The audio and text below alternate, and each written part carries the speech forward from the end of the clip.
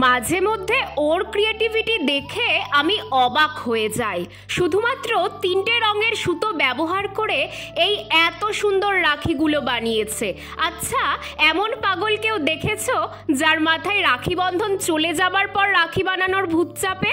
আজকে ছাদে গিয়ে এমনই এক পাগলের সন্ধান পেলাম।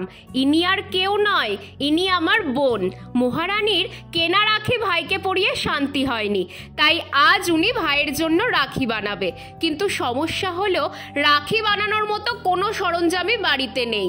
আমার কাছে 3টে সুতোর গুটি ছিল, সেটা নিয়েই বসেছে। সবটাই আমার চোখের সামনে করছে, কিন্তু কোনো মাপ ছাড়া কি করে এত সুন্দরভাবে এসব করছে আমি বুঝতে পারছি না।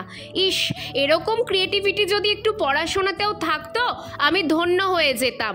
দেখো, চোখের নিমিষে কি সুন্দর রাখিটা বানিয়ে ফেললো, সেটা আবার জোরজবস্তি ভাইকে পরিয়েও দিল।